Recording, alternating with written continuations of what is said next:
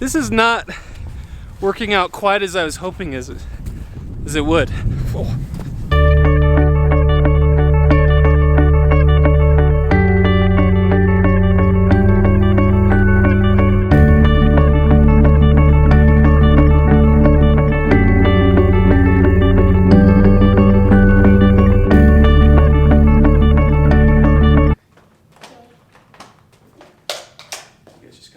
I'm here getting stuff set up for youth group tonight. What? Do you have a youth group? Yeah, we're still having it. Daddy's just not going to be here. Why? Because I'm hanging out with you guys. Mm-hmm. I really hope my wallet is in my office.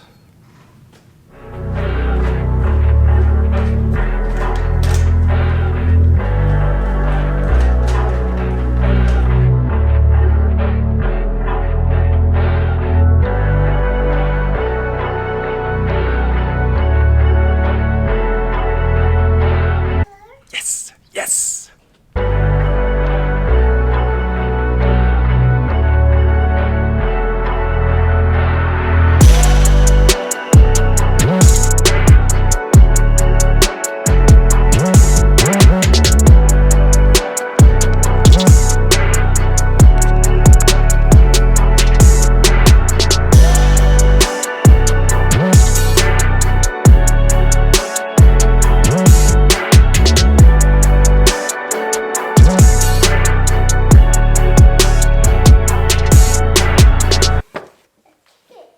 All set. Of course, though, before we leave to go run our other errands, I do have to play a quick game of soccer with the boys. Where'd you guys go? Oh, there. There they are.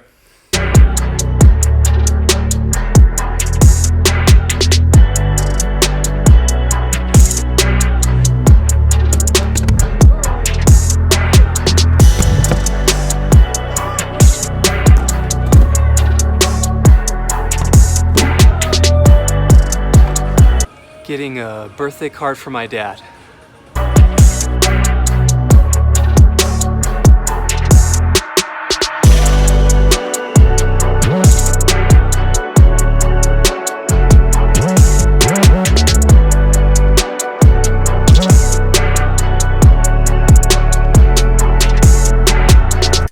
One of the things that I'm very proud of, that I'm really good at, is picking out cards for like birthdays, anniversaries, all those sort of things. Usually the first card that I grab is the card that I end up buying, and they're always awesome.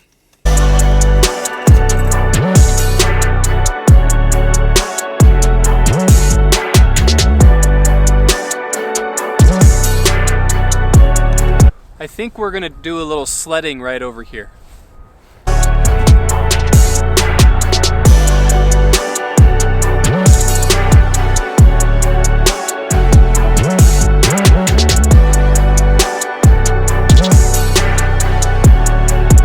The tricky thing with trying to find a good sledding hill for a 4-year-old and a 1-year-old is it can't be too high and too steep.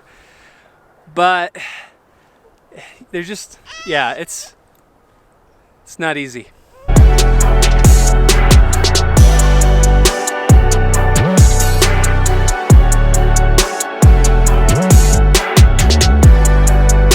This is not working out quite as I was hoping as it would.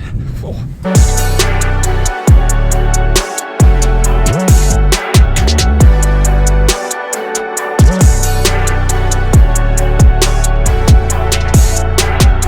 I apologize about today's video. There really has been no continuity between the things that we have been doing and our passage for today.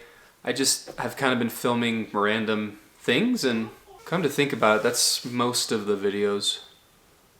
Today is day 309, and we're looking at Acts 9 and 10. And this morning, I had a phone conversation with the retreat center that we are taking a bunch of students to, not this weekend, but next, for a weekend retreat, just to finalize some details. And about a month ago, we originally were planned to go, but we had to postpone due to the outbreak at the church. And on the phone, I was talking to the retreat coordinator and asked him, hey, what was kind of the hit that you guys took for us not being able to go? and we want to make sure that we keep a good relationship with them, and just any way that we can possibly help them, we want to.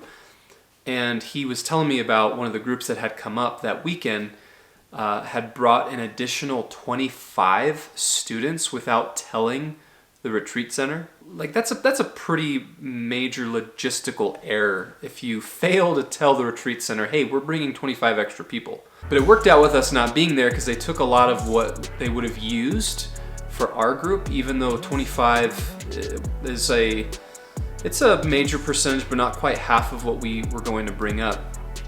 And they were able to use that for these 25 kids. And I say all that because I think it correlates with our passage for today, that while it was a bummer that we weren't able to go that weekend, and we did in a way put the camp in a bind, that in the end it kind of worked out for the camp. And this is one thing that we see God doing all the time, taking situations that we as humans kind of mess up, or just things that happen that we can't control, and God makes them better. Or he takes them and he uses them in a way to bring glory to himself and to bring about more fruit or a better result. In our reading today, we see in chapter 9 of Acts the conversion of Saul and how God reveals himself to him in a very drastic way and changes Saul's life forever. And the neat thing about that passage is when God reveals to Ananias, hey, God tells Ananias that Saul, this guy who was persecuting the church, I'm going to use him. He is going to be my instrument for the purpose of reaching the Gentiles and also to suffer. Chapter 10, we're actually going to spend some time talking about tomorrow because it correlates more with our reading for tomorrow in Acts 11 and 12. But the rest of chapter 9, as I was reading it, and this has actually happened really, I think we've been in Acts for about 5 or 6 days, and about 3 or 4 of those days, I'm always reminded of John chapter 4, verse 12 through 14. Jesus, he tells the disciples that they will not only do the same things that they see, but they will do even greater things. And whatever it is that they ask in the name of Jesus and it accords with God's will, that God will do it for them. And like I said, for the last few days, you just see the apostles doing all of these really crazy things that they weren't necessarily able to do before, and we see that God, he's keeping his word. What he said was going to happen is happening. And when you couple that with what we see in terms of Saul's conversion, that although Saul was a very wise person, he's a very religious guy, he was very smart, that even he wasn't more powerful than God, that God was going to have his way. And all this, to me, kind of culminates in showing God's power, his authority over things, that even when things don't go the way that we think they should go, that he's still in control and he has a plan. And just having that phone call today with what we're reading for today and how it all just kind of meshed together was it was just a huge encouragement and an awesome reminder that what God says he is going to do, he will do. And there is nothing and no one that is more powerful than God, that can thwart God's plan. And God is going to accomplish his will by whatever means necessary, even through means of human error. I'm really encouraged by today's reading. Just really, really encouraged by it.